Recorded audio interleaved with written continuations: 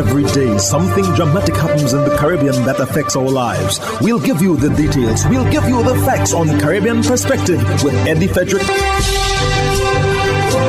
Here's Eddie Frederick.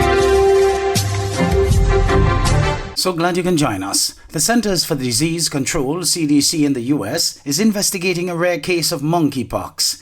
This story takes the lead in today's edition of Caribbean Perspective for Thursday, 26 May 2022.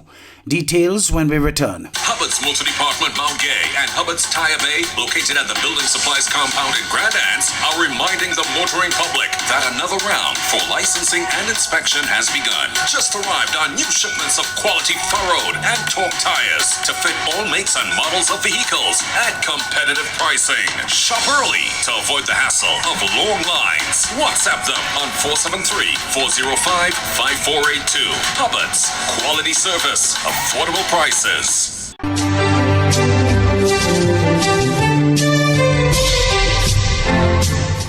Welcome back.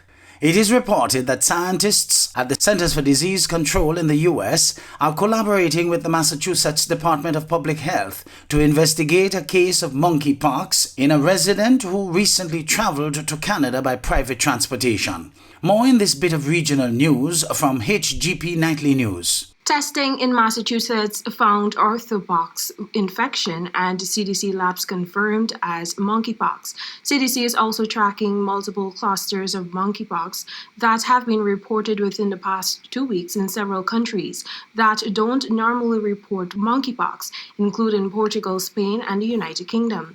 It's not clear how people in those clusters were exposed to monkeypox, but cases include individuals who self-identify as men who have sex with men.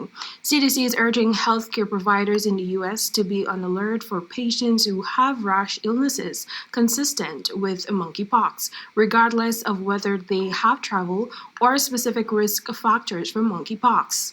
Anyone, regardless of sexual orientation, can spread monkeypox through contact with body fluids, monkeypox sores, or shared items such as clothing and bedding that have been contaminated with fluids or sores of a person with monkeypox. Monkeypox virus can also spread between people through respiratory droplets, typically in a closed setting, such as the same household or a healthcare setting. Common household disinfectants can kill the monkeypox virus. Many of these global reports of monkeypox cases are occurring within sexual networks. However, healthcare providers should be on alert to any rash that has features typical of monkeypox. People who may have symptoms of monkeypox, particularly men who report sex with other men and those who have close contact with them, should be aware of any unusual rashes or lesions and contact their healthcare provider for a risk assessment. If healthcare providers identify patients with a rash that looks like monkeypox, consider monkeypox regardless of whether the patient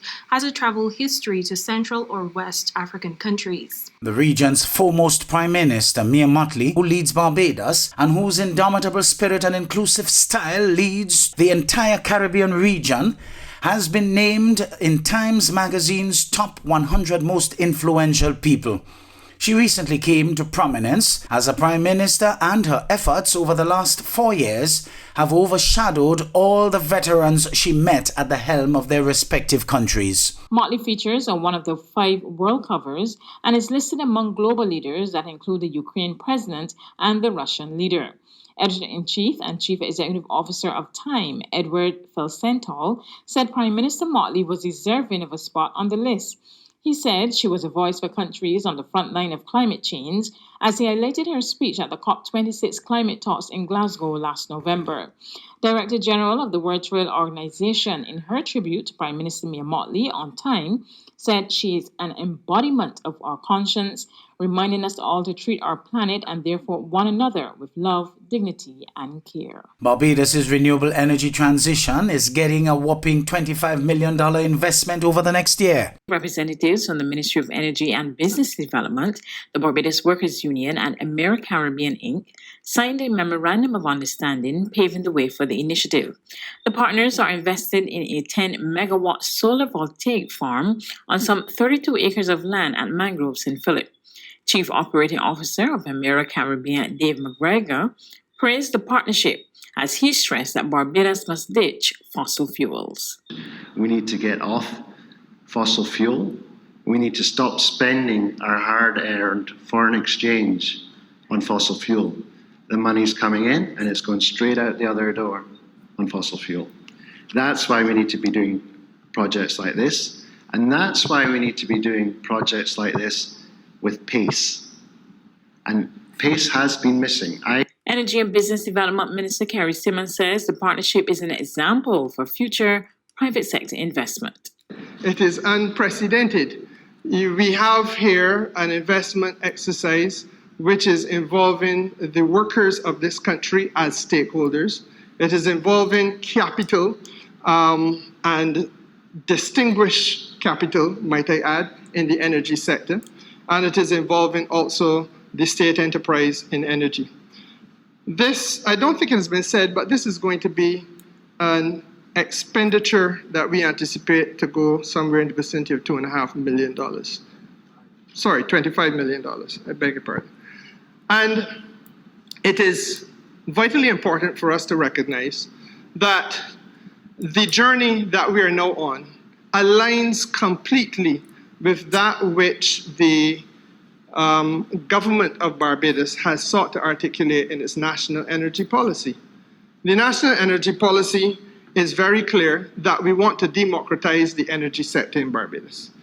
General Secretary of the Barbados Workers Union, Tony Moore, said with the island transitioning from fossil fuel to renewable forms of energy, she expects that new jobs will be created for Barbadians. We are interested in a just transition.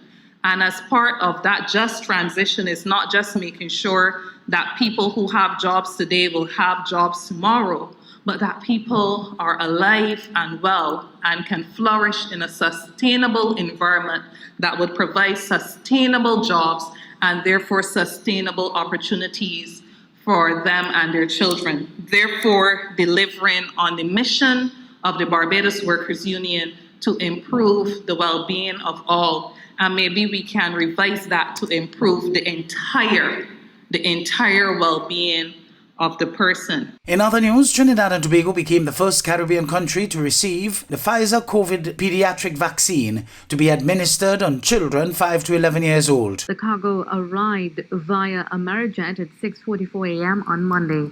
Minister of Health Terence Dialsing and Spain's ambassador to Trinidad and Tobago, Fernando Nogales, were on hand to receive the shipment. The Embassy of Spain says Spain is very proud to have been able to make this donation of 43,200 pediatric vaccines to the people of TNT. This donation makes Trinidad and Tobago the first country in the region to receive pediatric vaccines. That's news, but for the very latest, visit our website at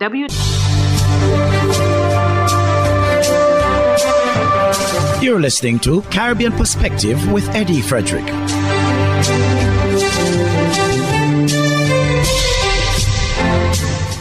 The Bill and Melinda Gates Foundation has chosen Trinidad to receive funding. The specifics have not been revealed. Prime Minister Dr. Keith Rowley has announced that Trinidad and Tobago has been chosen to receive funding from the Bill and Melinda Gates Foundation, which he described as not insignificant. Dr. Rowley made the announcement at a news conference he hosted at the Piarco International Airport on his return to Trinidad and Tobago from Guyana on Sunday. He did not expound on what qualified Trinidad and Tobago for the funds and what the amount of it would be, as he went on to discuss other matters. However, he said that the country will accept the gift that is being given. The Bill and Melinda Gates Foundation, which retained its name and mission despite the split between Bill and Melinda, works to help people lead healthy, productive lives, and particularly in developing countries. It focuses on improving people's health and giving them the chance to lift themselves out of hunger and extreme poverty. At its helm is one of the world's richest men, billionaire Microsoft founder Bill Gates. A free zone for cannabis has been proposed by the Westmoreland Hemp and Ganja Farmers Association in the western region of the parish to grow and sell herb. Delroy Johnson, chairman of the association, pitched the idea during his association's inaugural Farmers Symposium held in Negril on Sunday. He said although he understands and is aware of Jamaica's international international agreements and laws governing cannabis, there are ways in which they can use those laws and small incremental privileges for the use of cannabis to push the boundaries towards establishing a cannabis-free zone area. The Westmoreland Hemp and Ganja Farmers Association came up with this idea that we could create an area where ganja could be grown freely and businesses pertaining to ganja could be developed freely, Johnson said. He said the proposed cannabis-free zone would encompass the entire West End Strip in Negril through Orange Hill and Mango Hall in the parish. Everything cannabis could be grown in that area, and we make it a ganja-free zone in which banks would be here, universities would be here, argued Johnson. He further said that the commercial district of Negril is prepared to support once the government accepts and establishes a legal framework to facilitate the operation of the zone. The proposal has not been presented to the government. In 2015, the People's National Party-led government amended the Dangerous Drug Act, which resulted in the decriminalization of up to 2 ounces of ganja. The amendments also resulted in the establishment of a cannabis licensing authority, which permits each household to legally grow no more than 5 marijuana plants. A foreign vessel with a number of Chinese nationals was intercepted on Tuesday by the Bahamas Coast Guard with over $1 million worth of cocaine. A multi-organization effort resulting in a major drug seizure at the Arawat port this morning. Over $1.3 million in cocaine. Police Press Liaison Officer Superintendent Aldi Peters tells us more. The particulars are that sometime around 8 a.m. this morning, acting on informations, the officers from the Royal Bahamas Police Force, in conjunction with the Homeland Security, of the United States, the Drug Enforcement Administrations, and the Bahamas Department of Customs, went to a vessel here on Arawak Container Port that was moored. On the arrival of the officers, they deployed the police dogs, and moments later, police dogs alerted their handlers to several floors and several areas on that vessel. On inspection of those areas, the officers found a quantity of substance believed to be that of cocaine. The total amount was about 68 kilos, which has an estimated street value of $1,300,000. Began the bust a combination of the efforts of the Drug Enforcement Unit as well as the Department of Homeland Security. Superintendent Peters providing reporters with clarity on the vessel's origin. From what we understand, it originated from a country in the Southern America. We're not certain as actually the vessel itself is a cargo vessel that has a number of destinations, and those destinations I'm not aware at this time as to where the next destination would have been. With yet another major narcotics seizure taking place, authorities want to issue this strong warning to potential drug traffickers. Determined to do our part to safeguard our territory. However, we need the assistance of persons on the outside, and we've been partners for over 40 years now with other countries in the eradication of dangerous drugs. Wherever they come, whatever new form they take, we're always educating ourselves, and we're educating members of the public with the various nuances that comes up. Now, while authorities did not disclose the name of the vessel, we understand that 21 Chinese nationals were taken into custody in connection with this find. For Bahamas Tonight, I'm Amajal Knowles. Hubbard's Motor Department Mount Gay and Hubbard's Tire Bay, located at the Building Supplies compound in Grand Anse, are reminding the motoring public that another round for licensing and inspection has begun. Just arrived on new shipments of quality furrowed and torque tires to fit all makes and models of vehicles at competitive pricing. Shop early to avoid the hassle of long lines. WhatsApp them on 473-405-5482. Hubbard's, quality service, affordable prices.